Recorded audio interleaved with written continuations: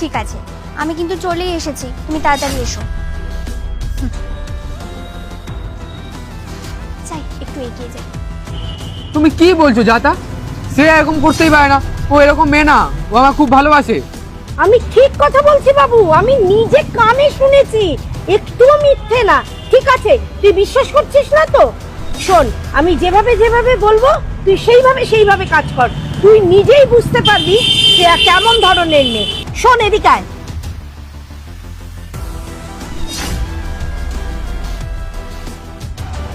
ঠিক আছে, তবে তাই হোক। এই কি ব্যাপার বলো তো, এত আর্জেন্ট কল করে আমাকে ডাকলে, কি দরকার? বলছি কি শোনো না, আমার আর্জেন্ট না কিছু টাকার দরকার। তোমাকে যে 5,000 টাকাটা দিয়েছিলাম না, ওটার সাথে তুমি আরো 5,000 টাকা আমাকে যোগ করে একটু দাও না। কি?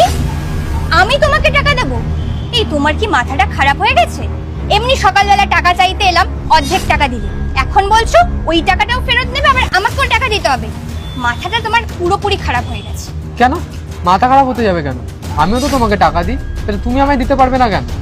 আর এছাড়াও আমার এখন টাকাটা খুবই প্রয়োজন, মহাজন্য টাকা চাইছে, তাই সব ধার দেনা আমাকে শোধ করতে হবে, সেজন্যই তো আমি তোমার কাছ থেকে টাকাটা চাইছি। এই শোনো, আমি না তোমাকে কোনো টাকা ফাকা দিতে পারবো না।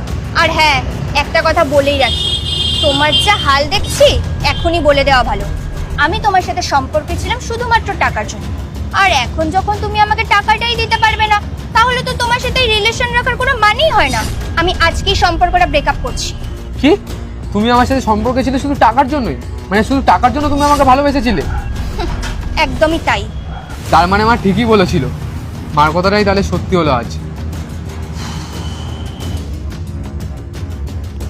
মা, তোমার কথাটাই সত্যি হলো, ও শুধু আমাকে আমার টাকার জন্য ভালোবেসেছিল, এছাড়া অন্য কোনো কারণে নয়। সেটা আমি বুঝতে পেরেছিলাম, তাই তো আমি তোকে বললাম। দেখ বাবা, প্রেম করাটা আলাদা, আর বিয়ে করে সারা জীবন একসাথে চলাটা আলাদা। তুই যদি একটা ঠিক মেয়েকে বিয়ে না করিস, সারা জীবনটা তোর নষ্ট হয়ে যাবে। যাই হোক, তুই যে সময় থাকতে থাকতে ওকে চিনতে পেরেছিস, এটাই অনেক। এই শোনো, তোমাদের না এই সমস্ত ভিখারির নাটক নিজেদের কাছেই রাখো, আমার একদম ভালো লাগছে না। আমি আসলাম। এই শোনো, কে বললো আমরা ভিখারি? বাবু, যেটা বলার জন্য আমি এখানে এসেছিলাম, বলছি বিদেশ থেকে ফোনটা এসেছিল রে, তোর অ্যাকাউন্টে 10 লাখ টাকা ওরা দিয়ে দিয়েছে, আর বাদবাকি টাকাটা বললো নেক্সট উইকে দিয়ে দেবে। কি বলছো তুমি?